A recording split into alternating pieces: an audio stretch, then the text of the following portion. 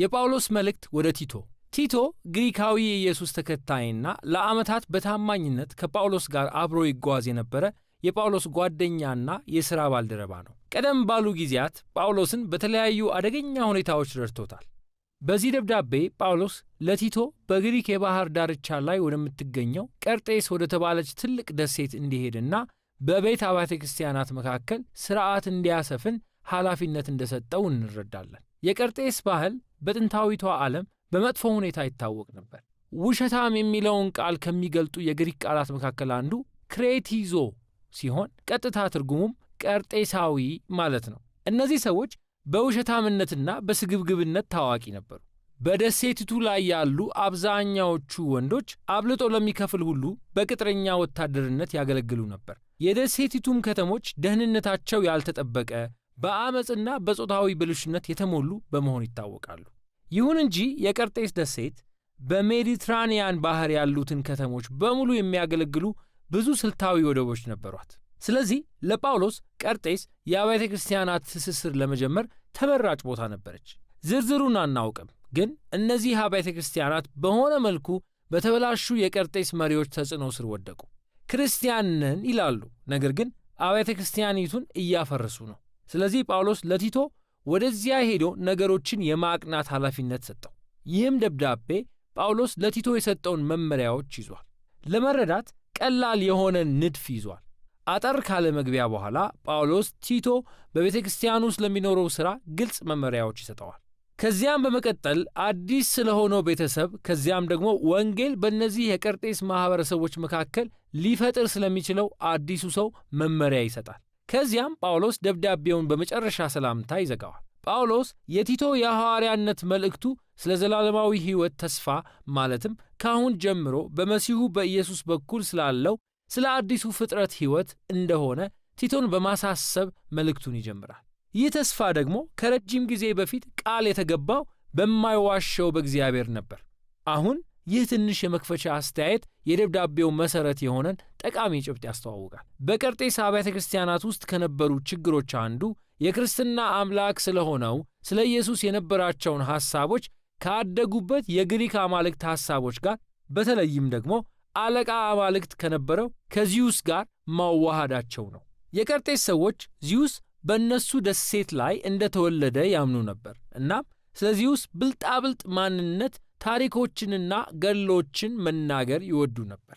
ሴቶችን ያማልልና የሚፈልገውን ለማግኘት ይዋሽ ነበር። ጳውሎስ በጣም ግልጽ መሆን ፈልጓል። በኢየሱስ የተገለጠው እግዚአብሔር ከዚዩስ ፈጽሞ የተለየ ነው። መሠረታዊ ባሕርያቱ ታማኝነትና እውነት ናቸው። ይህ ማለት ደግሞ የክርስቲያን አኗኗርም ስለ እውነት ሊሆን ይገባዋል። ለቀርጤሳውያን ይህ በጣም ከባድ ለውጥ ነው። ስለዚህ ጳውሎስ ለቲቶ 2 ተግባራትን ሰጠው። የመጀመሪያው ሥራው ለእያንዳንዱ የቤተ ክርስቲያን ማኅበረሰብ አዳዲስ መሪዎችን መሾም ነው። እነሱም ሽማግሌዎች ብሎ የሚጠራቸው ናቸው። አኗኗራቸው ከቀርጤስ ባህል ፈጽሞ ልዩ የሆነ የበሰሉ ባሎች ወይም አባቶች፣ በቤተሰባቸውም ሆነ በአጠቃላይ በማኅበረሰቡ በታማኝነታቸው፣ ለኢየሱስ ባላቸው ሙሉ መሰጠት፣ ራስን በመግዛትና በልግስና ሊታወቁ ይገባል። እነዚህም አዳዲስ መሪዎች የኢየሱስን የምሥራች ማስተማርና የተበላሹ መሪዎችን መገሰጽ አለባቸው። ይህ የቲቶ 2ኛው ተግባር ነው። ጳውሎስ አስተማሪዎቹን ከተገረዙት ወገን ይላቸዋል። በሌላ አባባል በዘር አይሁዳዊ የሆኑ ኢየሱስን እንከተላለን የሚሉ ቀርጤሳውያን ናቸው። ግን በገላትያ እንደነበሩት አይነት ችግሮች አይሁዳዊ ያልሆኑ ክርስቲያኖች የአይሁድ መሲሁን መከተል ከፈለጉ መገረዝና የሙሴን ሕግ መከተል እንዳለባቸው እነዚህ ሰዎች ያስተምራሉ። ጳውሎስ በአይሁድ አፈታሪኮችና በሰው ትእዛዛት የተጠመዱ ናቸው ይላል። ይባስ ብሎ የቤተ ክርስቲያን መሪዎች የሆኑት ገንዘብ ለማግኘት ሲሉ ነው። ስለዚህ ጳውሎስ ድንቅ በሆነ አካሄድ ስለ ራሱ ማኅበረሰብ ባሕሪ ግልጽና ቀጥተኛ የነበረ ኤፒሜኒዲስ የተባለ ጥንታዊ የቀርጤስ ገጣሚን አባባል ይጠቅሳል። የቀርጤስ ሰዎች ዘወትር ውሸታሞች፣ ክፉ አውሬዎችና ሰነፍ ሆዳሞች ናቸው ብሏል። በእውነትና በውሸት እንዲሁም በበጎና በመጥፎ መካከል ያለውን መስመር ያደበዝዛሉ። ዋና ዓላማቸው ገንዘብ ነው። ስለዚህ እነዚህ መሪዎች እግዚአብሔርን እናውቃለን ቢሉም ቀርጤሳዊ አኗኗራቸው ግን ይክደዋል። ምላሽ ሊሰጣቸው ይገባል። ይህ ደግሞ ጳውሎስን ወደ ቀጣዩ ክፍል ይመራዋል። ከእነዚህ ብልሹ መሪዎች የተነሳ በእነዚህ አብያተ ክርስቲያናት ያሉ ብዙ ክርስቲያኖች በአሁኑ ጊዜ ሙሉ በሙሉ የተበላሹ ቤቶችና የግል ሕይወት አላቸው። ጳውሎስም የዚህን ሁሉ ውጤት 3 የተለያዩ ጊዜያት ገልጿል። ስለ ኢየሱስ የሚነገረው መልእክት ተቀባይነት አጥቷል። ክርስቲያን ያልሆኑ ጎረቤቶቻቸው አሁን ክፉ ውንጀላ የሚሰነዝሩበት ጥሩ ምክንያት አላቸው። እናም ይህ ሁሉ ስለ አዳኛችን እግዚአብሔር የሚሰጠው ትምህርት ፈጽሞ የማይማርክና ማንንም የማያሳምን እንዲሆን አድርጎታል። ስለዚህ ጳውሎስ ለኢየሱስ የተሰጠ አይነተኛ ቀርጤሳዊ ቤት ምን እንደሚመስል ይናገራል። ለወጣቶች መልካም ምሳሌ መሆን እንዲችሉ በታማኝነትና ራስን በመግዛት የተሞሉ አረጋውያን ወንዶችና ሴቶች ያሉበት ነው። ወጣት ሴቶች ደግሞ በወቅቱ በቀርጤስ ፋሽን እንደነበረው ከብዙ ሰዎች ጋር ወሲብ መፈጸምና ጋብቻን መሸሽ የለባቸው። ይልቁንም የተረጋጉ ጤናማ ቤተሰቦችን ማፍራት እንዲችሉ ታማኝ አጋሮችን መፈለግ አለባቸው። ወጣት ወንዶችም እንዲሁ ማድረግ አለባቸው። በሥራ ውጤታማና ጤናማ ዜጎች እንደሆኑ ሊታወቅ ይገባል። በቀርጤስ ያሉ ክርስቲያን ባሪያዎች የተለየ ቦታ ነበራቸው። ከወንጌል የተነሳ በጳውሎስ የቤተ ክርስቲያን ማኅበረሰብ መካከል እንደ እኩያ ይታዩ ነበር።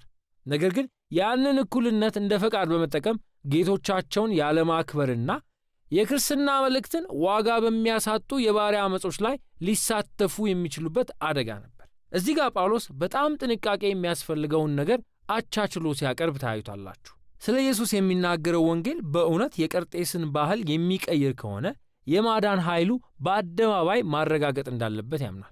ይህ ደግሞ በሕዝባዊ ዓመፅ ወይም በክርስቲያኖች ከአደባባይ መሸሽ የሚፈጸም ነገር አይደለም። የክርስትና መልእክት ለቀርጤሶች ማራኪ የሚሆነው ክርስቲያኖች በሕዝብ ሕይወት በሙላት ሲሳተፉ፣ ሕይወታቸውና ቤታቸው ከላይ ሲታይ ተመሳሳይ ሲሆን ነው። ምክንያቱም ቀረብ ብለው ካዩ በኋላ ጎረቤቶቻቸው ክርስቲያኖች የሚኖሩት ፈጽሞ ልዩ በሆነ የእሴቶች ሥርዓትና ፈጽሞ ለተለየ አምላክ በመሰጠት እንደሆነ ያውቃሉ። በምዕራፍ 2 መጨረሻ ላይ ጳውሎስ ውብ በሆነ መልኩ የሚያጠቃልለው ልዩነት ይህ ነው። ክርስቲያናዊ የአኗኗር ዘይቤን የሚመራው የእሴት ሥርዓት የእግዚአብሔር ለጋስ ጸጋ ነው ይላል። ይህም ጸጋ በኢየሱስ ማንነት የተገለጠና በዳግም ምጽአቱ ዳግም የሚገለጥ ነው። ይህ ጸጋ የተገለጠው ኢየሱስ ጠላቶቹን ለማዳንና ለመዋጀት በእነሱ ፋንታ አሳፋሪ የሆነን ሞት ለመሞት ክብሩን በተወ ጊዜ ነው። የእግዚአብሔር ሰዎች ከእግዚአብሔር ለጋስ ፍቅር ጋር አብሮ ለማይሄድ ለተበላሸ ሕይወት መንገድ እምቢ እንዲሉ የሚያደርጋቸው ያው ጸጋ ነው። ጳውሎስ በመቀጠል ከክርስቲያን ቤተሰብ ይወጣና ወደ ክርስቲያኖች በቀርጤስ ኅብረተሰብ መካከል እንደ አዲስ ሰዎች የመኖር ራእይ ይገባል። ከሁሉም ሰዎች ይልቅ ክርስቲያኖች ጥሩ ዜጎች ተብለው ሊታወቁ ይገባል። ሰላማዊ፣ ለጋስ፣ ለባለሥልጣናት ታዛዥ፣ የጋራ ጥቅምን በመፈለግ የታወቁ። ግን ይሄ ቀርጤሶች ካደጉበት መንገድ እጅግ የተለየ ነው። ክርስቲያኖች ይህን ባህልን የሚጻረር አኗኗር ጠብቀው እንዴት ማቆየት አለባቸው? ጳውሎስ የኃይሉ ምንጭ በወንጌል የተነገረው ስሉስ የሆነው የአንድ አምላክ የሚለውጥ ፍቅር እንደሆነ ያምናል።